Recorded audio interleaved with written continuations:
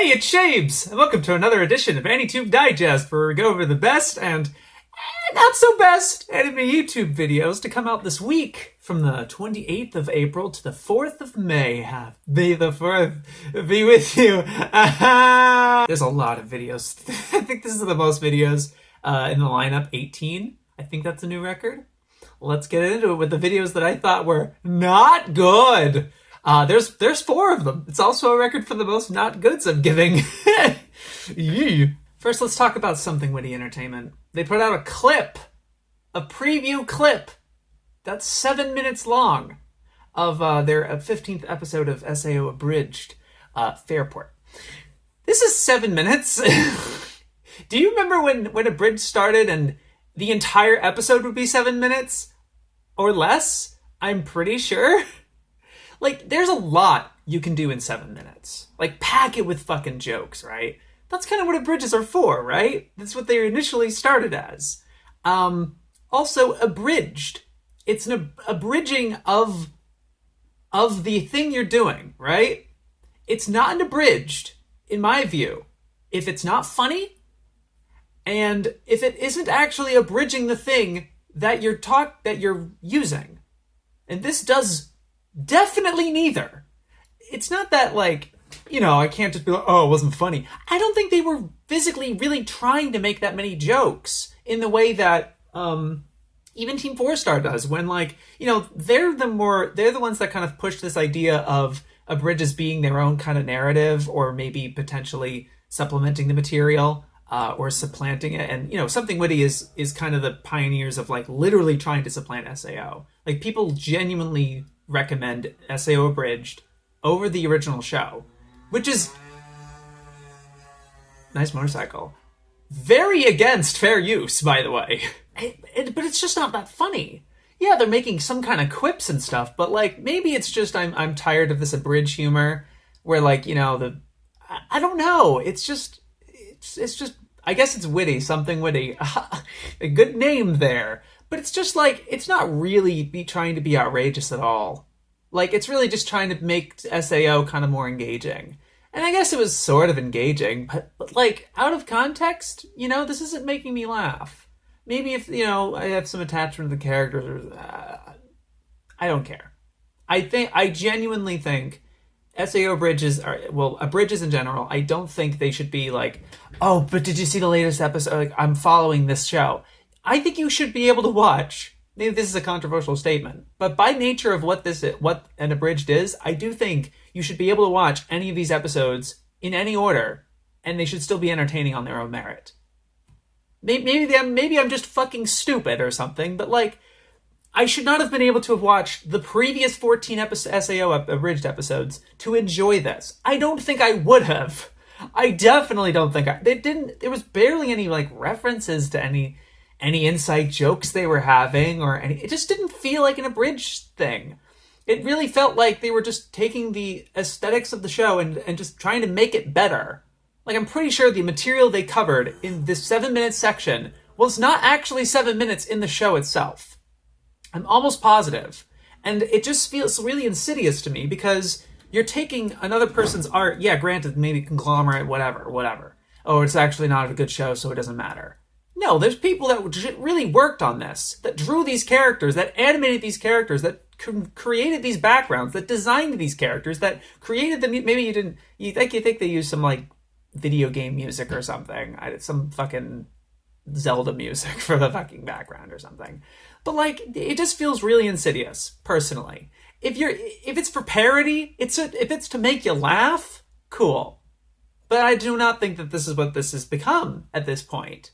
Granted, this is my first time jumping into it. I've just kind of not been interested in watching an abridged version of SAO. I just kind of don't give a shit. Maybe that's my bias. You know, it's like, well, then why'd you watch it? I don't know. I wanted to have a piece on something witty, and thought this was a good opportunity. I did not like it. Not good.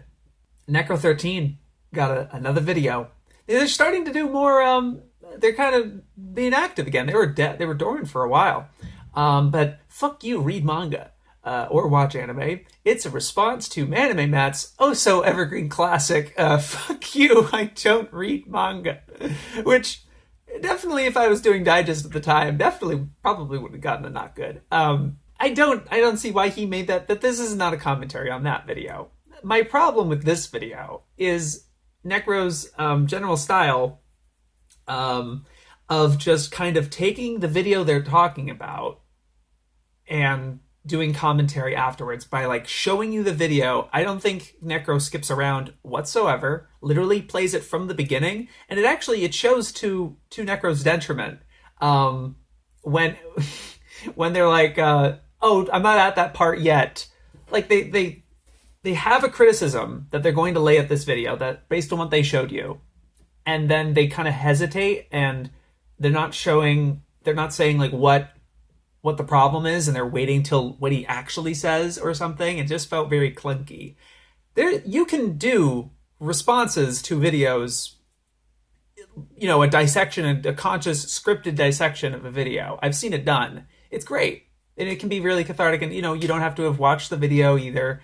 But none of them play the whole video, and you just have commentary in the back of it with no further editing, no further visual ways to engage with what you're talking about. It's just Necro's picture. It's just their avatar in a black background. That's it. And, you know, sometimes the avatar changes, but that doesn't help further communicate what Necro's trying to say here. Necro seems to be pretty thoughtful with this. Like they're having a lot of analogies and they seem to be correct. I do think they cringe and kind of correct at the right thing. They critique the right things. I'm not necessarily saying this is bad for the critique itself, but the presentation is really insufferable. Because you're just making me experience the bad video again. You know, I should be enjoying your video. And I think at one point Necro was like, you're making your video and then my video useless or something like that. Because Manny Mamat like contradicts himself. And and then he says, like, and it's making my video useless. It's like, yeah, I guess it is. Why are you making this? You know, I think if Necro was going to build to a greater point, using Manny Mamat as a critique, that's totally cool. And people have done that before. I've seen other anime YouTubers do this before. And Necro can have his points, and I'm not necessarily disagreeing with their points, but I do think this is a pretty damn lazy way to go about it. And not very engaging, not very good. Oh, YonkouProd dropped a video here. Boruto is still a failure. A sequel to his initial Boruto video. I guess when he started it, had some problems with it. Didn't watch it. But this got disliked to hell. This is not well received. Took an L on this one. And I don't read Boruto. I haven't experienced Naruto at all. But I wanted to see what the hell it was about. And this is a different kind of pace and a different shtick for Yonko for me to see. Because usually he's more, usually talks about more industry stuff. And he's not insightful, I don't think. It seems a lot like belly aching.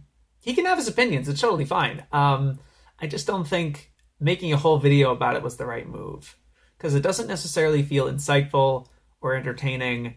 You know, I get that you have to vent his frustrations. Maybe do that. Maybe save that for a Twitter thread, my guy, if you really got to express them. But like this had some like nice editing to it, and you know he was putting some care and attention to it in terms of the visual presentation. But it really just felt like complaining, and it just felt kind of miserable towards the end. It was starting to feel. It was beginning a little. It began a little digestible, and kind of like, you know, walking through it, but it didn't feel very honest and earnest. It obviously was honest, but like not communicated very tastefully in a way that like you're trying to. The reason you want to make this video is so you can properly communicate your points, so that other people can understand you, right? I would imagine. And a lot of people just had a problem. I think a lot of people just like bombed it for certain inconsistencies where it's like, you really don't seem like you read it kind of deal. And I can't accuse you of that. I don't know shit. But from what they were saying, the comments, it seemed pretty universal. And maybe that's just this, you know. But then, you know, the lesson is you failed to properly communicate that. I think you were too wrapped up in emotion, in like your hatred for it or whatever, to properly see what was going on, because it is a little confusing in that way. It's like, so where's the disconnect? Why are people actually really liking the show?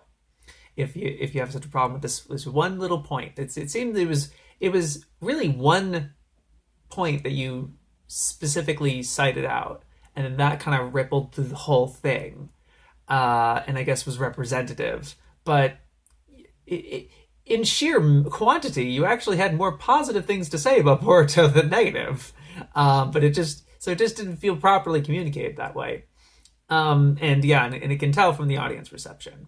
So I don't have too much else to say, but I wanted to mention it as like I don't know about that one. I really do think, you're free to make whatever you want. I think the lesson here for everyone here is, I think the lesson is like, you can make whatever you want, but I think it's a matter of finding what you're good at and receiving audience feedback. I don't know what the reception of the first video was, but yeah, it's kind of like find what you're really good at. And I think Yonko did find what he was good at, and he just wanted to take this one. I wanted this one, and it's like, okay, fair, but just wanted to let you know it's not very good. And we have SomeMoeGaming. Hunter x Hunter is trash, and here's why. Don't worry, he doesn't actually think it's trash. This is content, guys. He made a video that got like 60,000 views or something that just reads Mal reviews. It's literally just him reading off in their entirety Mal reviews of Hunter x Hunter that are rated 1 or 0 out of 10 with substantial editing to it. This was the weird thing. It's like it actually had a fair deal of editing to it, where I can imagine making a video like this manually, like give the Mal paragraph. He literally photoshopped all of the lines and made them show up on the video bit by bit. And that takes like a conscious amount of effort. Granted, it's like, oh no, it took me a day, or I don't care, dude. I feel like that.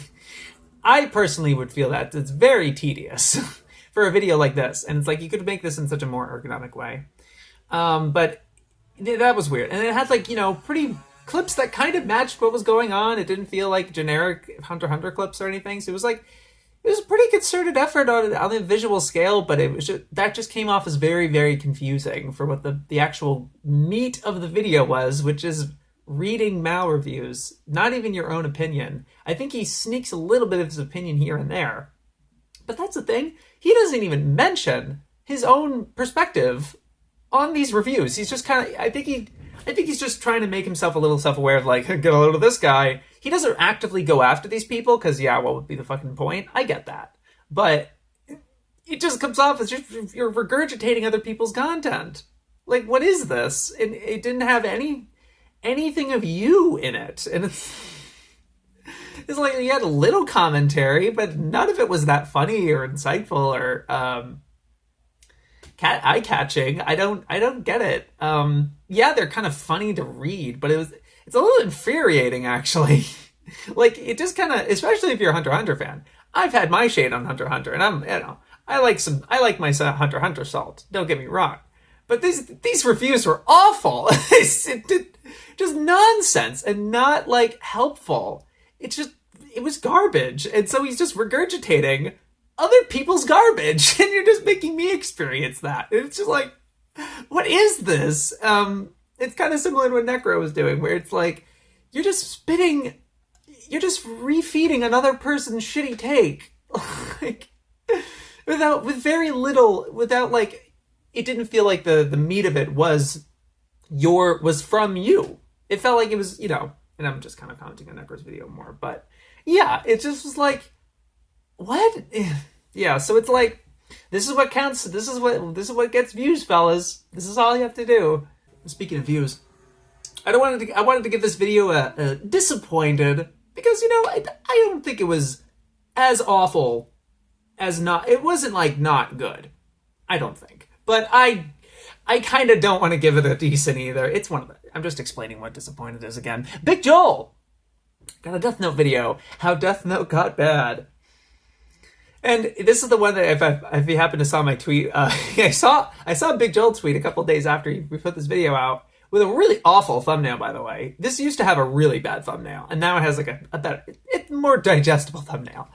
Ugh. But he had a tweet that was like, "Oh, my Death Note video only got 112,000 views. Not good." And it's like, oh, it did very poorly. And it has 112,000 in 3 days. Granted, he has 200,000. He has like 280,000 subs, 260,000 subs. I get, sure, under fucking performing, I guess. Ugh. Who the fuck is this motorcycle? He's passing by. That may have been the second, or I don't know. Anyway, but this is not what you would expect. Where he's like after sorry, Death Note spoilers. Whatever, dude. After episode 25, it gets bad.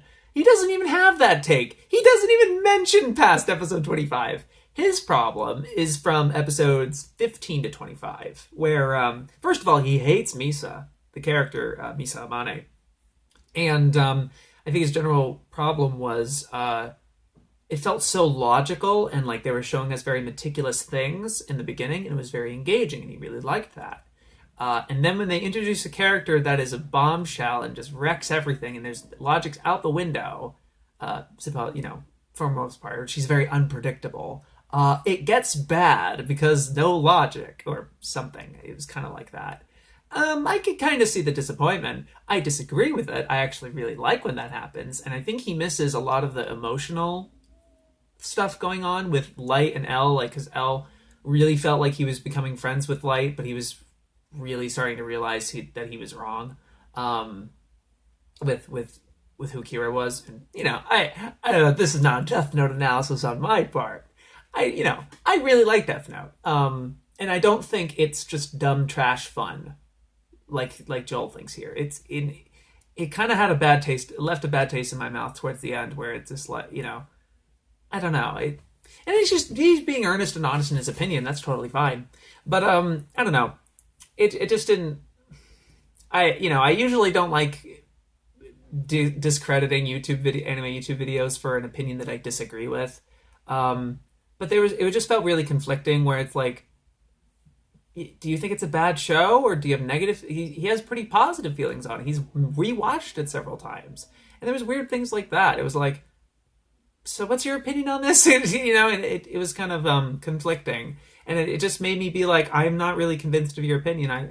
You had things to say, I guess, and it was communicated fair enough. I was able to follow it, but it kind of goes one ear out the other towards the end when it comes, because you don't really have this big, not that you have to or anything. I don't know. I just didn't feel it. But also, the other reason why I'm giving this a disappointment was the entire video. He doesn't fix this once. All of the footage has Kiss Anime watermarks.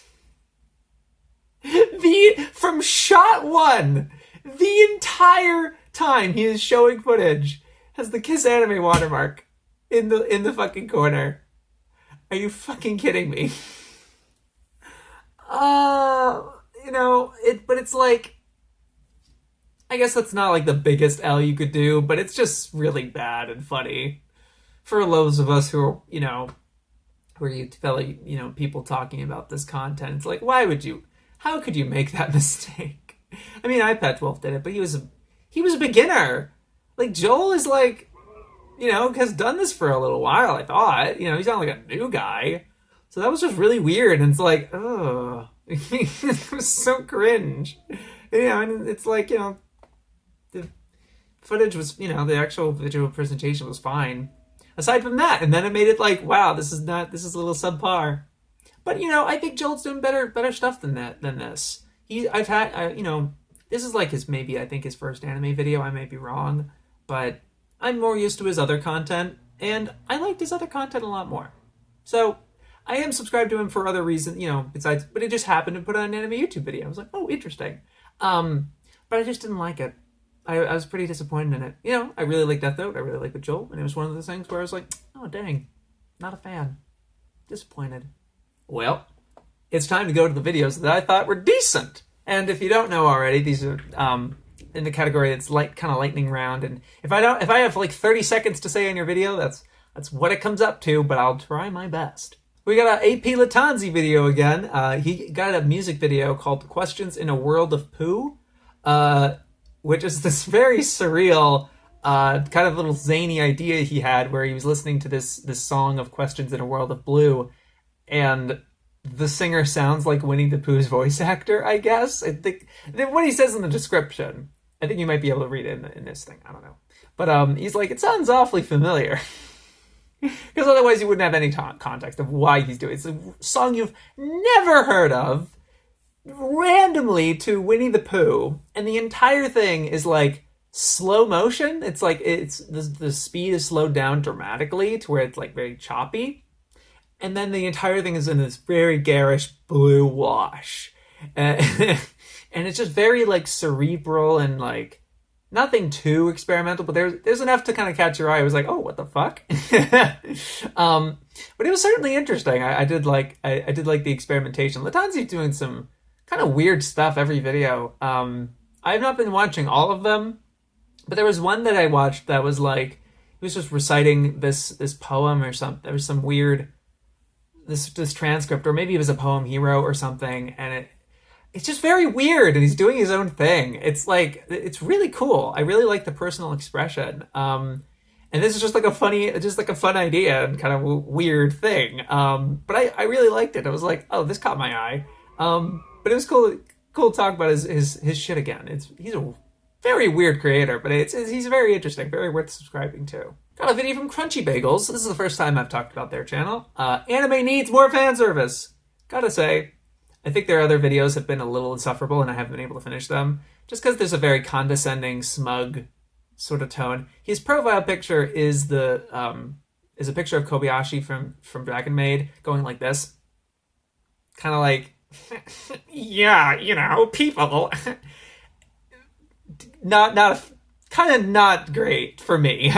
You can have whatever picture you want, but it leaves an impression. Any profile picture or any thumbnail or art that you make leaves an impression, and that's the impression it leaves on me. It's not just the icon, obviously, but that is very symbolic of the kind of personality he has. I felt very judgmental, kind of condescending, and abrasive. It just was a little abrasive. That was just the impression I've gotten out of it. But I really liked this video. I didn't have any qualms with it. That was just like other videos I've tried to watch. I can't name any right now. Sorry. And I didn't want to give you like a not good or something, because it's like, you know, random new guy can't really, I don't know. You're a smaller creator. I don't like doing that to smaller creators personally. And so I just don't talk about them. And just don't finish the video. But I liked this one all the way through.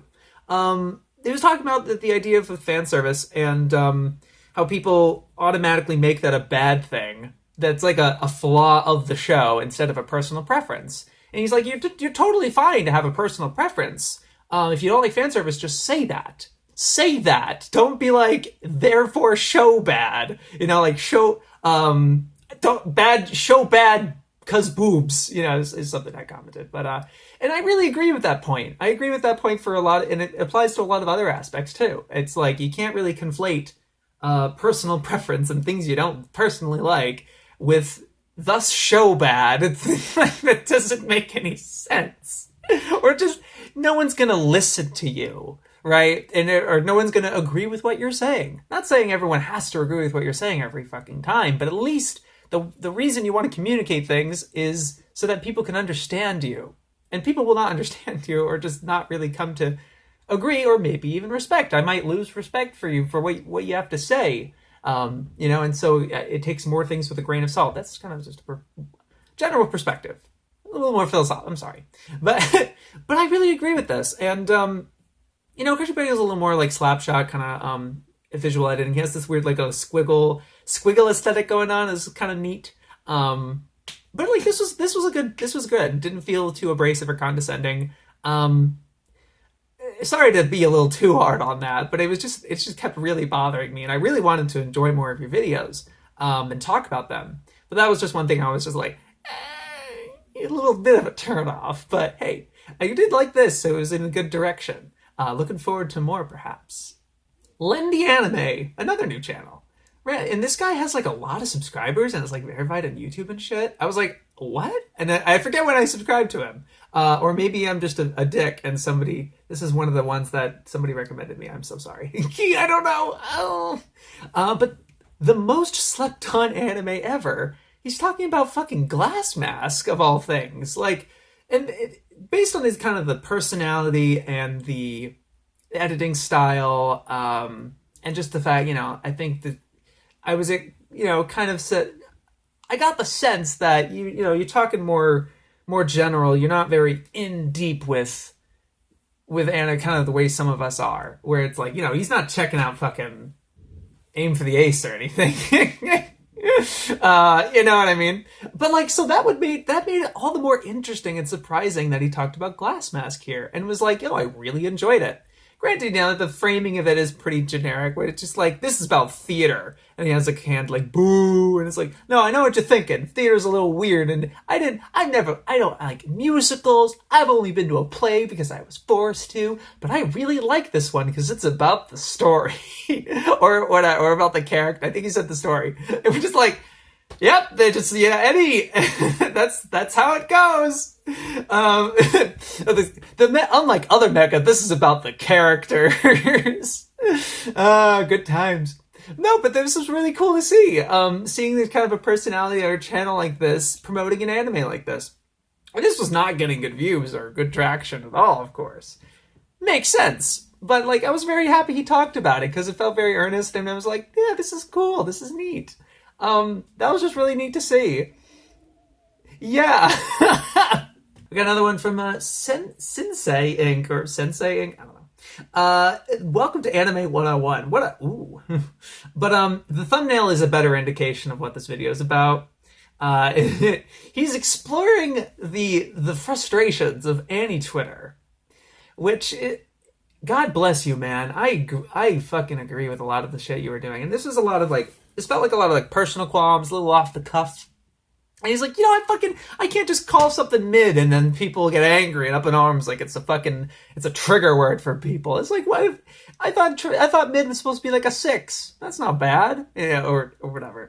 And so various qualms like that. So, if you have a problem with various anti-Twitter beef or bullshit that happens, this is the video for you, honestly. It felt pretty good. And I liked the editing too. It felt very like on off the cuff and, it didn't feel generic. Personally, I liked it, and the humor is really, I think he's a good personality, and I liked hearing from him. First time hearing from him, really. But I liked this a lot, and also coming from like personal experience, and it was neat. It was a comfy time. I liked it. It was cool. Got an Ember Reviews video. Where's all the shoujo anime? Guys, I don't know where I got the idea that the shoujo is pronounced shoujo. I always, in my how to anime video, I pronounced it as shoujo, and everyone's like, the fuck? I don't know, guys, but it's a tick that I have now. But Ember's talking about various shoujo adaptations, and kind of the seeming lack of them, but not really. And it's more of just that the directors that have really coined the style and have kind of cemented it in our minds haven't been directing it in a while, in the past 5 years, and they've instead been given to different directors that aren't as in tune with the tropes and the aesthetic of what we think of a shoujo anime, which makes it be like, it's weird that there hasn't been any shoujo anime, not any shoujo anime we are familiar with. So like, there are shoujo anime, but they just don't feel like it. Is what I think that what Ember was sort of trying to get here. But this is largely a catalog exploration of various directors and what they have made in the past, a little bit on their style and what they're good at, and what they've been doing recently. And I like this sort of database thing. It's very comfy. It makes me not have to do it myself with exploring the mal, as you probably did when making this video. You see the list, and you're like, oh, they did this. Yeah. Nothing wrong with that. It's kind of fun. I gotta say, this was so much like a Digibro video. The cadence, the way the script was written, just the idea of like categorizing and kind of like shifting through all these directors and stuff and using these statistics and whatever. I mean, it didn't really use many statistics. I don't know what I was saying there. Whatever. But like, it felt like a Digibro video. I realized like halfway through, and then I was like, oh my god, I can't unhear it. You're like, you sound like Digibro, and that's not a bad thing. I mean, you know, wear your influences on your sleeve, as they say. But hey, that's cool. And you know, Digi doesn't do too many of this sort of stuff these days, so it's nice to see a kind of a throwback in that way. Not to say this is like a ripoff or anything like that. I'm not saying that. I think the Ember does a genuinely good job here. It doesn't feel like, oh, you're just aping off someone else's style. Not at all. So I really liked it. Just an interesting observation. But yeah, this is really cool. Good job. Nice one. Hey, Pantsu Party had a video. Simp Slinger Girl. Hashtag May Day 1. Yes, May is doing a Mia Mafifa. In May, gives as you do, as the tradition goes. Maybe I'll make a fucking video, but she's hers is called May, and is day 1. So best of luck with your Mia Mafifa. That's a very tall order. I'm sure Digi's like, yeah, whatever, you can do it. But this is great, and a little bit of an ambitious first video because it was pretty long. A bit of a diatribe sort of lecture type style. It felt a little reminiscent of the kind of the PCP lectures a little bit. Of talking about Gunslinger Girl and a particular arc that's in the manga, but I think it's adapted in the anime, but she doesn't talk about the anime at all. Totally fair. I actually haven't seen the second season. I've seen the first season, but I think she did a comprehensive job here. I like the intro a lot. The opening skit that was really clever. I think Pantsu has such a charismatic presence and a real control, even when she's kind of a little self-deprecating. It's like I say, like she says like bomb and fuck or something like that, and she's like, that's not gonna hit me. I was like, I'm gonna get demonetized. Fuck, you know, or something like that. That was really funny. It felt like you were very comfortable on camera, and you were able to really talk in earnest about this stuff. I really liked it. I think it was just a little too much talk and not enough visual presentation. Because I think it was a little too much talk and not too much presentation. I like the whiteboard a lot. But you had to keep zooming in on it, of course, every so often because it's a little ways away. So you can't see everything. But honestly, that makes it so that we're paying attention to more with what you're saying and not necessarily there, because that could be a sense of distraction, perhaps. So, there's advantages and disadvantages to using that style, and I think it's ultimately kind of interesting.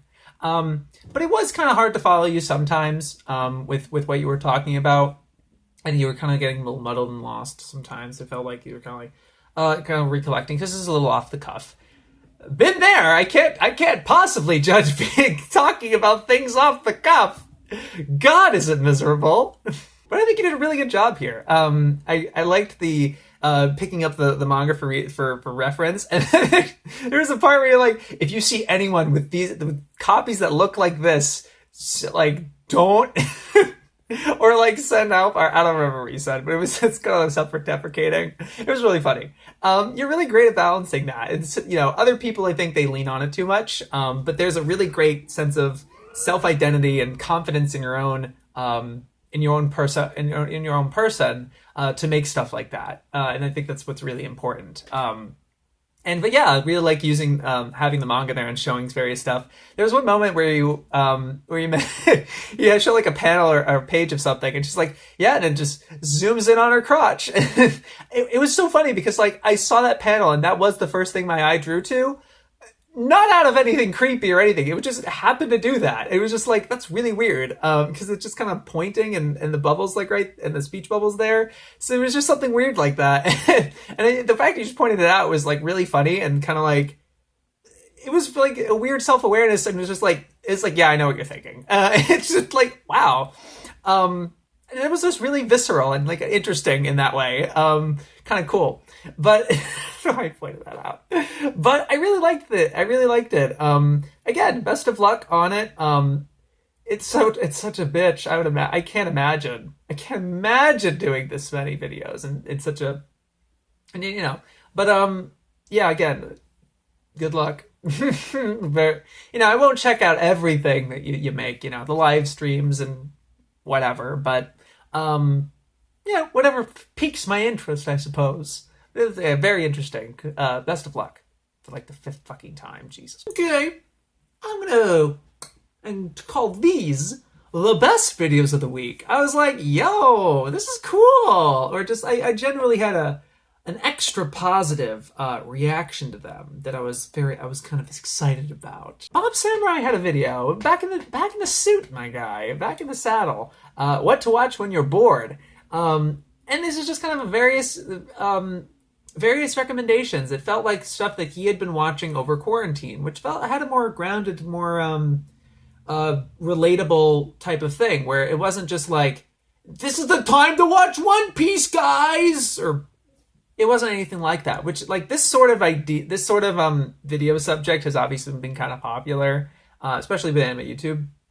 But this felt a lot different because it was a mix of stuff. It wasn't all, definitely the majority of it wasn't anime. But it was a lot of stuff that was accessible. This stuff was on like Netflix or, stuff that was easily gettable. It wasn't just like a list of his favorites or something. It was actually a lot of stuff that he had just watched over quarantine, and he was giving his thoughts about it. And he's like, yeah, maybe there'd be interesting. I watched an episode of this. That was kind of fun. I was happy he didn't have... I would be petrified of recommending a show like that without having seen all of it. That's just me, and I'm insane. But I really liked the freedom that he expressed to just be like, yeah, I watched like 7 episodes of Tiger King. I felt like trash doing it. That's such a trashy show. But it was a fun time. Very exciting, very funny, very cringy, very interesting. And it was very like, matter of fact. It wasn't really trying to be like, this is a really good thing, okay? You really gotta watch this, okay? And this is the right time because it's quarantine, okay? It just felt very natural in that way. And he was towards the end, he kind of gave the cat, took the cat out of the bag and was more like, this is really stuff that I had been watching and have wanted to make had the slight motivation to make a video on, but I didn't really have the motivation to make an entire video on it. Because Bob's been doing this for a long time, and he does seem to be burnt out, which makes it kind of nice to see his videos every so often. But I liked this a lot more, because, again, it was very earnest. It was a mix of stuff that he was like, this was kind of not great, and this stuff was like, oh, this is fantastic. And it was a nice mix of stuff, and you had no idea what to expect, right? So that was kind of a cool thing. And the presentation is very chill. I really liked it. It was really cool. Digibro's got a video, kind of a start of the Otaku Gonzo tapes, or Otagonzo, I don't remember. It had a title for it. The fear of continuing a show. I really like this idea, and I like the self-reflection a lot. I do like that where Digi's going with this. It's less about the really kind of recommending Gunslinger Girl. It's less about that and more about the aesthetic behind it and kind of metatextual stuff. I am starting to become quite the sucker for that. I really like that. And again, there's a mix of personal experience and kind of his history with it, and reflections, and very I'm not as much of a fan of it because it's how good it, not because I can't conflate the quality of the show with my attachment to it, which is really great, and a really great point to make, because all of us have that show or that anime and whatever that's not on our favorites list by any means, but we have special attachments to that because maybe it was our first, or maybe it was something that came around in a very important time in our lives. Stuff like that. I like some of the points he's making where it's like you never finish watching a show until you die kind of deal, because your relationship with it is constantly evolving. And it's very salient points. I don't know if salient's the right word. Perhaps. But I really liked the content in here. And the feel was really cool. Especially the visuals. I was really impressed. I think the way he did it, and putting words in your mouth, but I think the way he did it was wrote the script, recorded it, or maybe he doesn't even write scripts anymore. It's one of these it just did not feel like that. This feels like you wrote it. You had to have written this, dude. If you didn't, I'm insanely impressed. But regardless, it does feel like you recorded it separate from the visuals, because there's you're obviously talking to a mic, and I don't think you'll be able to talk into a mic and move around the way you did. Because I know I've seen your previous videos where you're talking around with the camera with that particular mic, right? So I know that you recorded it separate. So that's the thing. You recorded it separate, and you had the script, and what he did was a variety of multiple computer screens, which had so many tabs open, and he panned the camera to various points, or on his desk, and he's kind of organizing the manga, or like flipping through it. He was flipping through some of his art, going into the hallway and exposing some of his merchandise from it, the various wall posters and figures he might have, and synced pretty well to the audio. So I think like he basically like acted the visuals as the script was going. Maybe he had it on headphones or something. Maybe I'm just that's what it felt like to me. But that was very interesting and very different. I was very impressed by that, and that's kind of what pushed it to best for me. I was like, "Woo, let's do some different stuff. I like it. I like it a good deal." And it seems to be a series, so or something kind of like that. But maybe in this particular style, I really like it. Good shit, dude. Mr. Cynical put out a biggin, a real biggin. He's been working on this for months. If you follow the man nonstop, yeah, this is the hottest shit, you know. And this is the thing he's been hyping up. The foundations of Star Wars. What a good thumbnail, dude! Holy shit! And quite the achievement here, because it's such a big video and didn't feel like an hour and 37 minutes. That's a huge compliment. I really was able to follow it pretty well. As someone who isn't as really engaged with Star Wars that much, I'm okay with it. I think it's just fun. I think it's just self empowerment, fantasy, whatever. I'm not like a big fan or anything like that. I do think the prequels are boring because they don't have the fights. They're not fun, you know. And I get there's there's a lot more to appreciate about them, and I totally agree with my roommate is a big Episode 3 fan. He really likes Star Wars unironically for sure, including the prequels, and he's kind of on that side of the side of they're actually good anyway. But he's seen your Krayer video too. But yeah, this was really cool to see. There's some things that, kind of rubbed me a little bit the wrong way. Something you were hyping, maybe this could be cognitive dissonance. Is that the word? I don't know. A difference of expectation versus what actually came out. Because you were hyping kind of the way that it feels horrific, or like dreadful. You feel like a sense of dread watching it. I did not get that. I know the part you're mentioning. I know the part it was pretty obvious when I saw it, which was like something like Star Wars is you must die. It was something like that, where it's like let go. It was the part where it's like let go. See, you must die. That was pretty cringy, dude. I'm not gonna lie. I didn't really come out with a sense of dread. It was more like a sorry.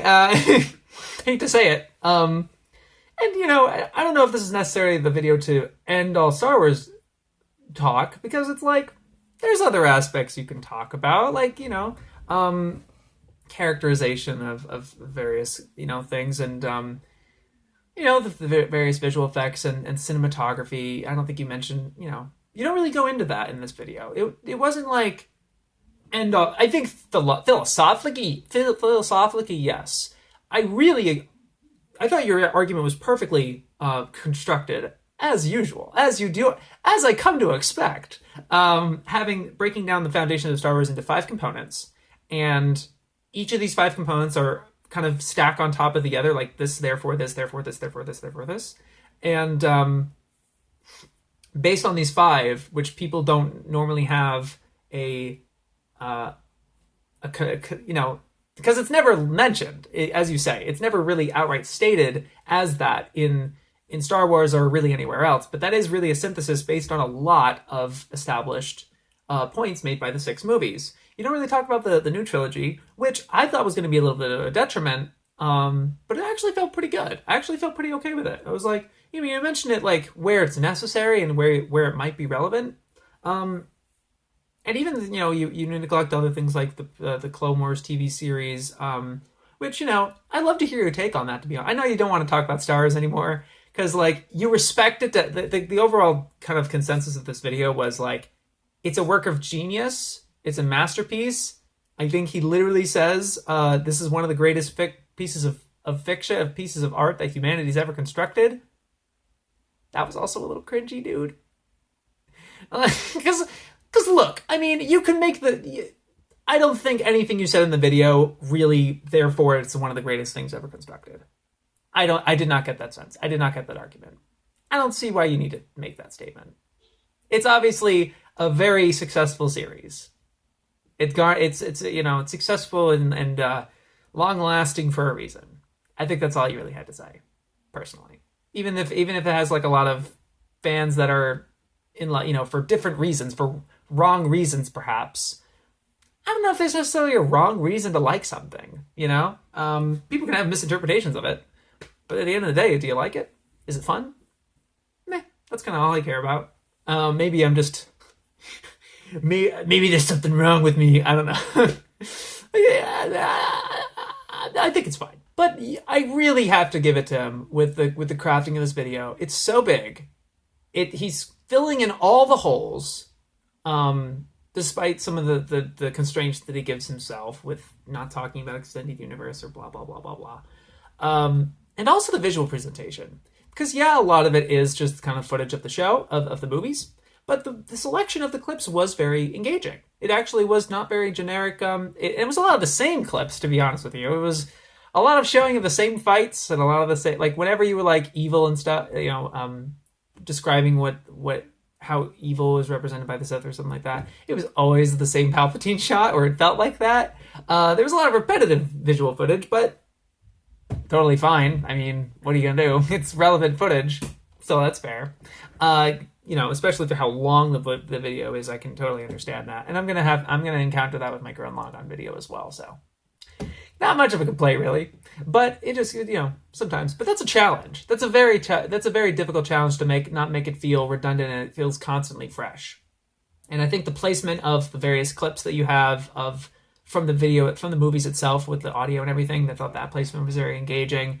It's a great video. I think it's a way to the thing is, like, it wouldn't be great if it wasn't digestible, if it wasn't communicated well to the audience. I think it communicated very well, not just for the music, the visual placement, but all the diagrams you make. I'm pretty sure you were saying something how, like, you make all those diagrams yourself.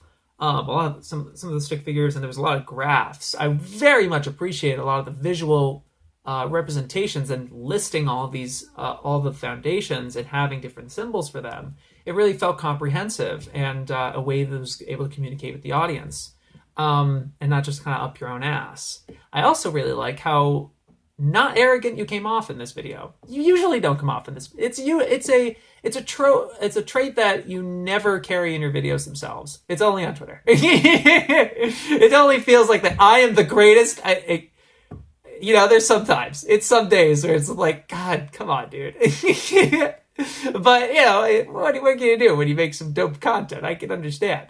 But never does that come across in the video. And I love that. It's awesome. It's very engaging all the way through. And, you know, so I really liked it. Despite one or two trips that I kind of felt that it just felt a little too forceful, a little too, like, cringy. But hey, I liked it. That did not feel like an hour and 37 minutes. I was dreading. Look, I had so many. I had like several 40-something minute videos to watch, and I actually cut several of them because I was just like, I can't. You know, I'm gonna be here. It's 8 o'clock now. I never usually have to record digest this late unless I put it off. Which I haven't, I swear. I've been doing it all day.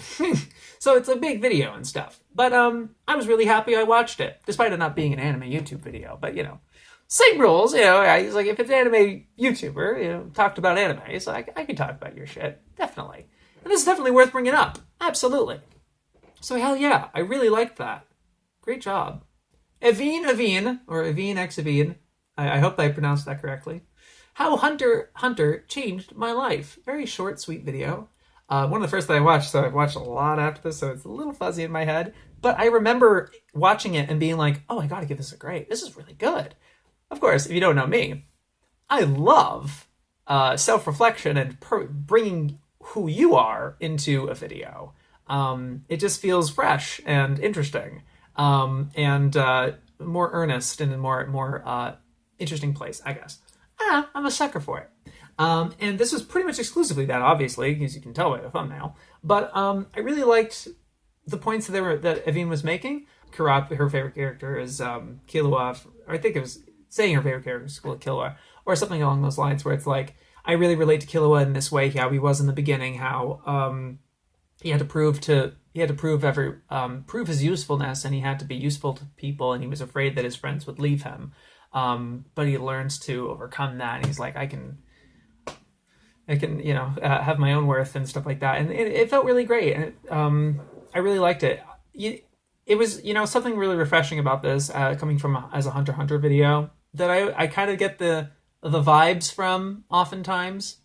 Is it comes off as like, this is the greatest work of fiction of all time sort of deal, and I feel like a lot of that reverence gets in the way of what you're talking about, for me at least. Maybe because I'm a little mid on Hunter x Hunter, just a trifle mid, but there's something about it where it's when somebody touts the show as the greatest way, I can talk about this show all day. It's like, yeah, okay.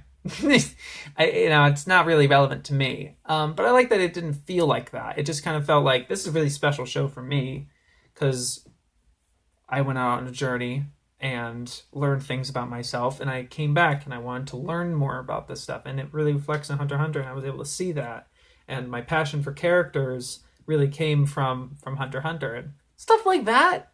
That's really cool. So, sorry if I'm not as specific or anything, but I got really great feelings out of this, so I really enjoyed it. Great job. Kinda Neat put out another episode of their, I forget the name of their series. But this is part of a long-running series they've been doing, where him and his friend went to Japan. I don't necessarily know when. I think a couple months ago, I would imagine, before the outbreak. Lucky. And this is about trying to find real-life K-On! Locations across Japan. And it's really just the school that they visit, and it's so they might, but it was really great, and they were good hosts in that way, and like being able to follow and kind of follow their narrating and stuff. They do a couple editing stuff where they have they're filming on location, and they slowly pan like kind of what the anime shot is versus the real life location. I really like that. But like, I've been trying to follow Kinda Neat with them posting this journey of theirs. They visited some locations in the Eurocamp. I think I missed that one. I saw like the first episode, but it didn't have any of the meat like this, so I didn't really talk about it. But this was really, really cool. And if you like K-On!, this is really interesting too, because it's like, wow, this really is like a real life location, and like this is the turtle that I was really delighted to see, that the turtle that's on the banister as they go up to the club room is on the actual banister, like shit like that. It's just so cool. Maybe you already knew that, and I'm just a fucking normie. It's like, you didn't know that, Shaves? Fucking, you didn't know K-On!? Whatever, fuck you. But like, they visit the club room and stuff, and his friend is like really into K-On!. It's like, this is where Natsuki, I forget her name. I forget the characters' names, haha. But like, it's like, oh, this is where she sits, and shit like that. It was like really nice and fun. And they had like the little the eye catch in or the title card. It's the title card where it has the cassette. I don't remember if it's the title card or eye catch. Fuck me. I'm pretty sure it's the title card where it has the cassette tape, and they're like, K-On! I love that. That's so charming in that show. And they had that in the video, and I was like, oh yeah, cool. It just felt like really fun, and I really liked it. And of course, it's like very unique. Not many people are doing this and sort of deal. Even the ones that are sponsored, like Sisnap and Gigik and Sea-Dog and all them, and Joey and all them. They're doing it kind of what's in their immediate vicinity in the city and stuff. And this is way out. This is like way in a particular community and stuff. And I liked following along in their journey here. So that and there's other episodes too. They visited some Eurocamp stuff, and from what they were talking about, they sort of alluded to it. It seemed a little rougher. It seemed a little tougher. But I really enjoyed this video anyway. Yeah, I like this video a lot. Yeah, I'm another sucker for a Vic and Hope video. And again, it's another just Vic. It's not like I have anything against Hope at all. You know, I just like the more concerted efforts, the more that it isn't just them sitting on a couch talking. Not that there's anything wrong with that, but you know, when it's good, you know, when I'm interested, when something catches my eye, especially because this seems like kind of a new series, anime done quick. Fate Stay Night Unlimited Blade Works Part 1, where Vic literally recaps the first 13 episodes of Blade Unlimited Fate Works. I really like his irreverence for this show. He's not like a huge nerd favorite for it. There's a lot of moments where he's like, these characters talk, they don't matter, they're dumb, or something like that, you know? While still like having a fair balance. He didn't have disdain for the show. It was a really, you know, walking that line of having like, this is dumb or this is cool. Like there was an even-handed balance of that. And I think that's very important for engaging a whole audience. Because not only, you know, you might be attracting the Fate fans that actually love this show. A lot of people love this show. And they might find enjoyment in this video. Or people that don't like Fate, they might enjoy this video too. Or a general audience that hasn't seen Fate at all, like myself. So yeah, I had never seen Unlimited Blade Works or the original. But I really like the approach that Vic takes here. Especially the energy he brings here. It is so arresting. It's excellent. Did not feel like 43 minutes at all. It was like, oh, this is fun. Oh, this is so cool. It's just anime footage in the background, and he's really just summarizing it. Really just like beat for beat. And you'd think that's incredibly dumb and boring. You know? Because I always thought, you're like, no one likes just regurgitating summary. And it feels like kind of redundant. But it really is the effort that you put into it. The Vic seemed kind of off the cuff talking about this, which you know, like that's one of the things, right? So there's a lot of things that Vic avoids in doing this when it comes to summary. What most people I think do with summary, for one thing, is it's usually scripted content. And when it's scripted, you have this urge to structure it very neatly, very like comprehensively. But Vic is totally cool with just going off the cuff and like, you see this character, and he's not like being vague about any of them. He's not just saying this. He's not like, again, not being condescending to the anime. He's using all of their names. I don't really know much of their names. Shiro, Saber, Tokusatsu or something. I don't know. I haven't seen it. I'm sorry. But he has the respect for it. He's not being condescending, and that he's not shitting on it. He says one thing is like, this is fucking stupid. And then this happens and he says what it is that's stupid, you know? And not just be, you know, but like, he was a really good balance of that. I was like, this is one of my favorite fights. It was kind of a mix of review and summary in that way. And I really liked it. I had never seen anyone do, and then granted, like, cause it's like, who the hell would want to no script, recite the plot of a show that, I mean, it doesn't seem like this is one of Vic's favorites. That's the thing. It's like the show really has to be this kind of weird middle ground of not a favorite, but not something you hate, you didn't enjoy, because it would be just miserable doing this if it was a show you didn't like, right? But it just had the energy to it, and like the quips and the everything. It was so nice, and really fun. I'm definitely watching the second part. Maybe not going to talk about it. I don't know. Unless there's something dramatically different about it or something. But I really liked this. You guys give this a try. I really had fun with it. He put a lot of energy to it, and it was fun. Maybe, I don't know what the experience might be if you had watched the show. I'm just coming from my perspective, but and in all honesty, it was actually getting me to really want to watch Fate Stay Night and the Blade Works a bit. Because I think towards the beginning he was like, this is if you've heard about this show, but if you haven't watched it yet, you're never going to watch it. And like, he's fucking calling me out. You fucking wait.